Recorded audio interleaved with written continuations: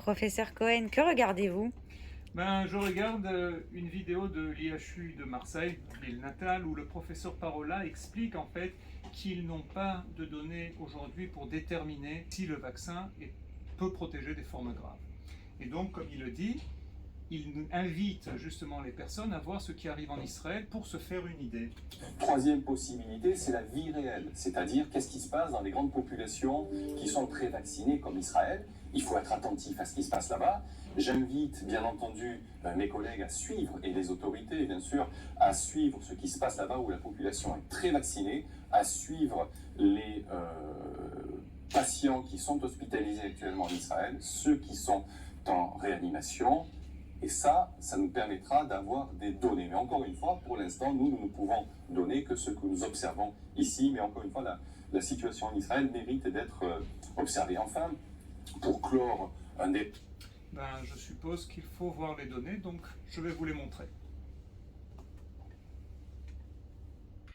Et donc voilà, lorsqu'on analyse les données que l'on a aujourd'hui en Israël, je vous montre par exemple ce graphe. Ce que vous pouvez voir, c'est que si on regarde les malades graves proportionnellement à leur part dans la population, à partir de l'âge de 60 ans, donc les plus de 60 ans, pendant ce dernier mois, ce que l'on peut voir, donc en bleu, ce sont les non-vaccinés, en vert, ce sont les vaccinés, et puis on peut clairement voir qu'il y a proportionnellement beaucoup plus, 7 fois plus de malades graves de plus de 60 ans qui ne sont pas vaccinés comparé à ceux qui sont vaccinés.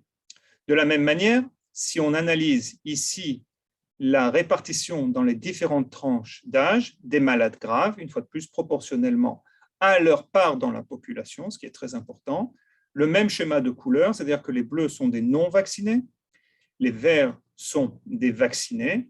Ce que l'on peut voir, c'est une surreprésentation des personnes qui ne sont pas vaccinées dans toutes les tranches d'âge, comparées aux personnes qui sont vaccinées, qui représentent évidemment une minorité. Voilà, donc ce sont les données. Il faut prendre en compte qu'il faut regarder leur proportion dans la population, évidemment, parce qu'en Israël, vous savez qu'une large proportion de la population est vaccinée. Donc, j'espère que ces données qui ont été récoltées en Israël vous permettront de comprendre justement quel est l'effet protecteur des vaccins. En Israël, on utilise essentiellement des vaccins ARN. Je tiens à dire que je n'ai aucun conflit d'intérêt avec aucune des compagnies qui font ces vaccins. Donc, voir l'effet que ces vaccins ont justement sur la protection contre les formes graves de la population en Israël. Merci beaucoup et bonne santé à tous.